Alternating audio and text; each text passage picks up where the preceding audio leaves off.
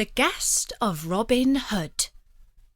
Hello, this is Natasha, and Bertie has asked me to tell you some tales about a thief who lived in medieval times in England. His story has come down to us through poems and ballads, and there have also been quite a few books and films about him. But Bertie's story is the true story, and this is the first part. Of all the thieves and highway robbers who have ever lived, by far the politest was Robin Hood. He liked to entertain those he robbed as guests in his own home, and although his home was a rough camp in Greenwood, which was the thickest and darkest part of Sherwood Forest, his table was always heavy with rich food and wine. He was very choosy about those whom he invited to his lair. He only liked to rob the best sort of people, nobles, knights, barons, and leading figures of the church. He treated his victims with such great courtesy and hospitality that afterwards some of them said that it had been a privilege to have been robbed by Robin Hood. One day, Robin and his men had been out shooting game in the king's forest. It was this habit that had made them outlaws in the first place, for the king's brother, John, had declared that all the forests belonged to him, and anyone who hunted there without his permission would face severe punishment. King Richard himself would not have deprived the foresters of food, but he was away fighting wars overseas.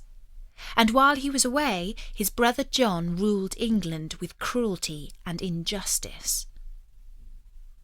On this day the hunting had been good, and Robin Hood and his men were looking forward to a fine dinner.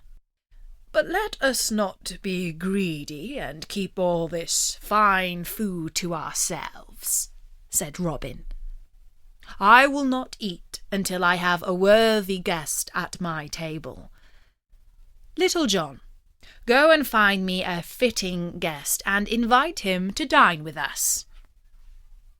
Little John's real name was John Little, but everyone called him Little John because he was so huge. He was 6 foot 5 inches tall and as broad as a tree. He was Robin's most trusted partner in crime and feared nothing and nobody, not even Robin. Although he was hungry, he agreed to go and find a guest. He took 2 of the best men, Will Scarlock and Much, the miller's son, and they went up to the highway to wait for a suitable guest to come along. The road was quiet, and they waited an hour or more for a traveller to pass by. At last a knight came riding down the road. As he drew near, they saw that he was lost in thought, and that there was a look of great sadness on his face. The 3 men jumped out and pointed their arrows at his chest. Their long bows were so powerful that they could easily pass through any armoured breastplate or chainmail. "Cheer up, gentle Sir Knight," called out Little John. "You are invited to the table of my master for dinner tonight." The knight was startled and replied, "But I plan to dine in Barnsleydale tonight, for tomorrow I must go to see the abbot on an urgent business." "'Tis a pity," said Little John, still aiming his arrow at the knight's chest, "for my master will take great offence should you refuse his kind invitation." "And who might your master be?" asked the knight. "His name should be known to all who pass by Sherwood Forest, for it is Robin Hood." "In that case I shall come," said the knight, "for I have heard much about him." Will Scarlock placed a blindfold over the knight's eyes, and they led him through the forest to the hideaway. Robin greeted the knight with great courtesy. "Welcome to Greenwood, gentle Sir Knight. All ours is yours." They washed their hands together in the stream, and then they dined on pheasant, trout, cuts of venison and barley bread, and swilled it down with plenty of red wine. "I have not eaten such a dinner in these last 3 months," declared the knight. "And if you visit my castle, I shall make you a fine feast in return."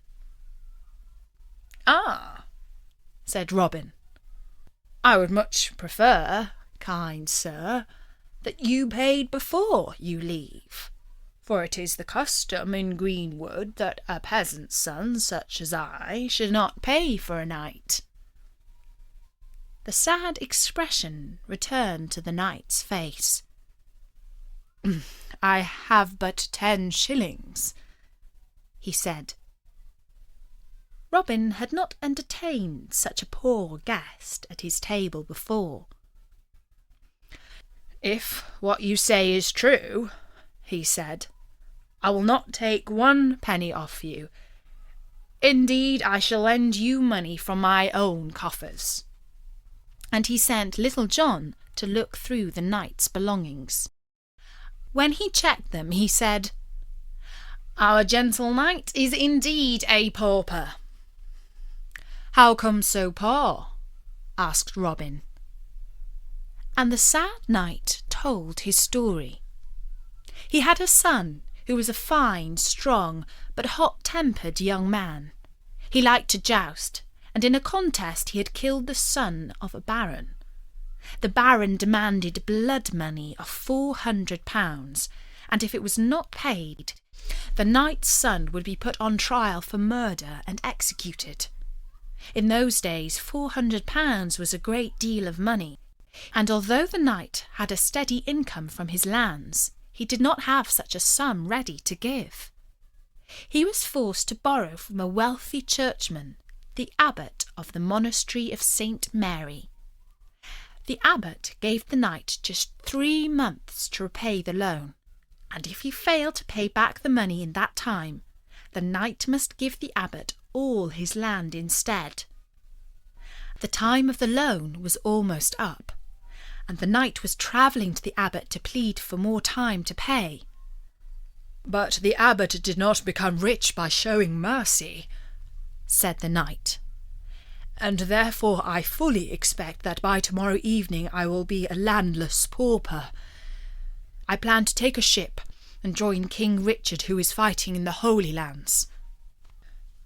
Too many good knights are overseas," said Robin, "which is why there is much injustice at home.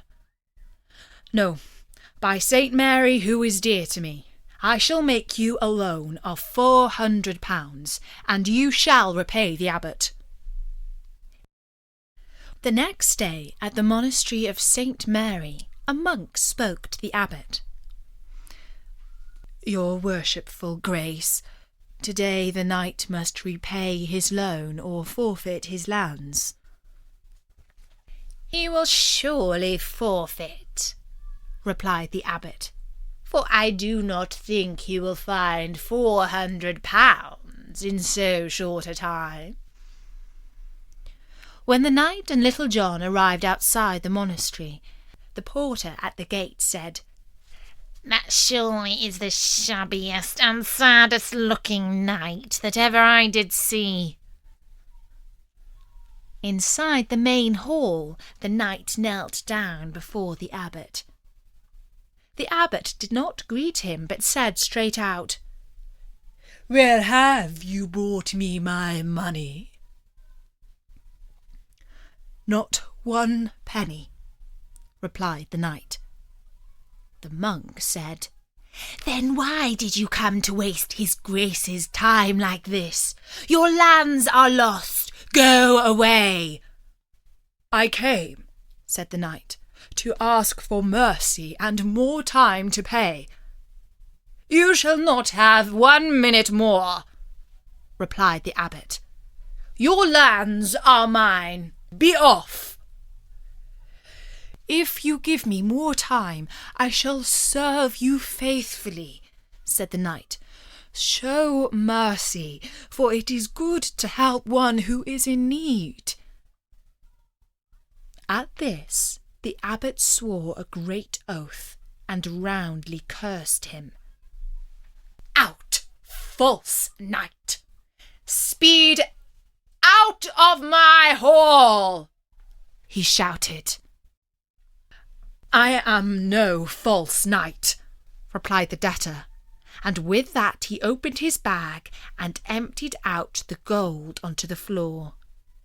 "If you had shown mercy, I would have repaid your debt and served you faithfully. But as it is, here is your money. Now the papers to my land, your grace, if you please."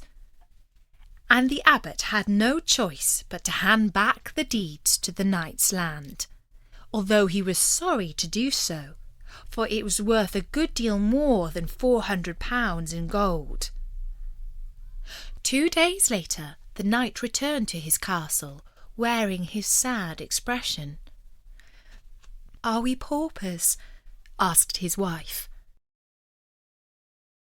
"No," said he, brightening up. "We are saved, and God bless Robin Hood." A year passed, and the knight gathered together £400 to repay his debt to Robin Hood. He also made 100 arrows and had them plumed with peacock feathers as a gift to show his gratitude. A good friar arranged a meeting with Robin beneath a great oak tree in Greenwood. On the way, the knight stopped to watch a wrestling match between the son of a nobleman and a peasant.